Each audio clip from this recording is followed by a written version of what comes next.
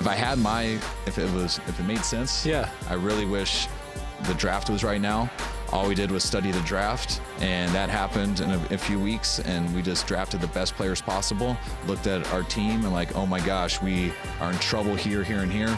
Let's go overpay in free agency and solve that, and then it'll be good. The hard thing is you always got to overpay in free agency. Yeah. So whatever it is, you're going to pay more than they're worth. That's just how it works. Right. But what's tough about that, you go do that, and then it's 2 months later, and you're like, oh my God, this guy fell to the second round. He's so much better than this free agent.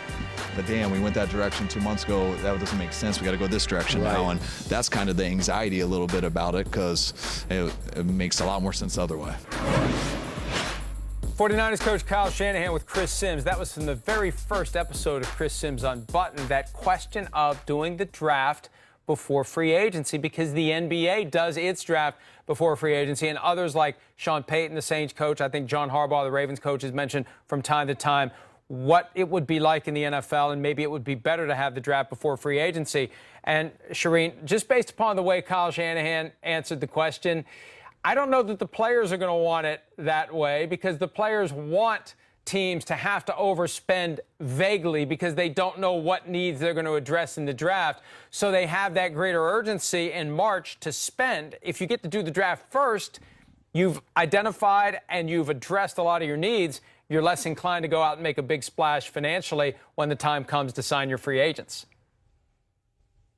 Gosh, it makes so much sense. I mean, we were watching the NBA draft yesterday. I was kind of thinking the same thing. The NBA does this so early. Why doesn't the NFL do this? But now everything's so set in its way. In other words, the draft's at a certain time, and now they've got TV, and they're making a lot of money off this thing. And the pro days, you know, colleges love those things. And the combine now, it's going tonight, and we're going to make a lot of money off of that. So I don't ever see this thing changing. But it makes so much sense. And if you have the draft earlier, you get the rookies in there earlier and get them in your program, get the playbook in their hands. And, you know, as Kyle Shanahan said, you know what you need in free agency, what you didn't address in the draft, instead of coming back in May and June and going, oh, my gosh, we didn't address this. We've got to try to find this third and fourth level of free agent to kind of fill in as we go forward. I think it benefits players generally to have free agency before the draft, but if the draft comes first, it would benefit players who happen to be at the position where maybe there's a team out there that thought it was going to address a need in the draft and failed to do so, so would overpay. That specific individual is going to benefit from being in the right place at the right time. And also, one thing that I would like about draft before free agency, I always get frustrated, and I'm sure the players involved get very frustrated, when there's a quarterback who signs with a team in March to ostensibly be the starter, and then that team drafts somebody in round 1 or 2, and that guy's no longer the starter anymore.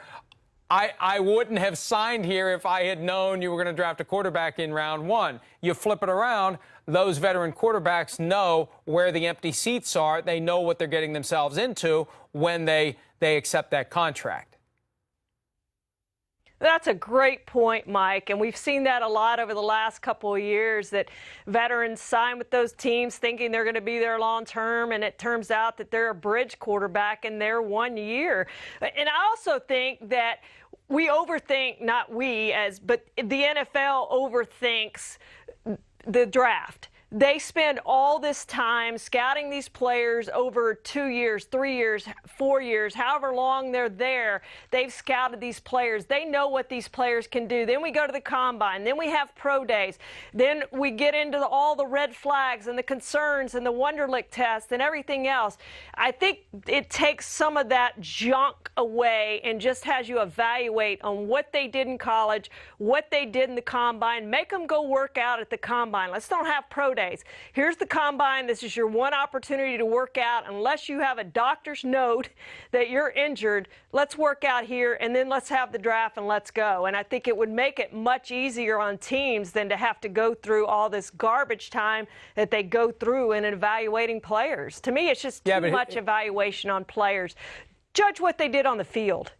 Right. I agree with you there. The problem with the combine is unless you're going to invite 700 players, there's always going to be a guy that's going to do a pro day workout somewhere because he didn't get an invitation to the scouting combine. The next thing you know, he's Adam Thielen. So I think that that's part of the problem, part of the challenge that they would do it. But the other thing, and you made this point, the NFL has a perfect offseason schedule now where it can create revenue opportunities, big audience events with no games being played. Scouting combine, free agency, draft, February, March, April. If you start moving things around, how do you work that calendar and get the most bang for the buck? And I think that's the challenge. And so I think that the teams may want to do it.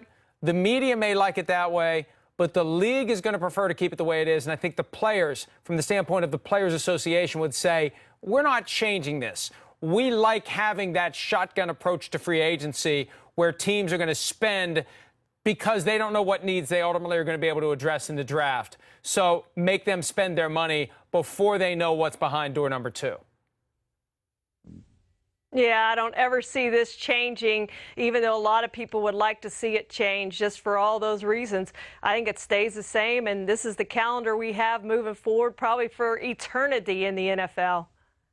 We've got over 6,000 votes on the Twitter poll question as to whether you'd like to see the NFL draft before free agency. So far, 55% yes, they want the draft, and actually it's ticked up to 56%. That's right around where it's hovered. One of these things I've learned about the poll question, the first 100 votes, the percentage generated by those, if there's 100,000 votes, it's the same percentage. So the sample size doesn't have to be very big to give us an idea of where the public stands. The public would like the draft before free agency. I think Charean and I would like it as well, but it isn't going to happen. Hi, I'm Mike Tirico, and thanks for watching. Make sure to hit subscribe for the latest news and highlights from NBC Sports.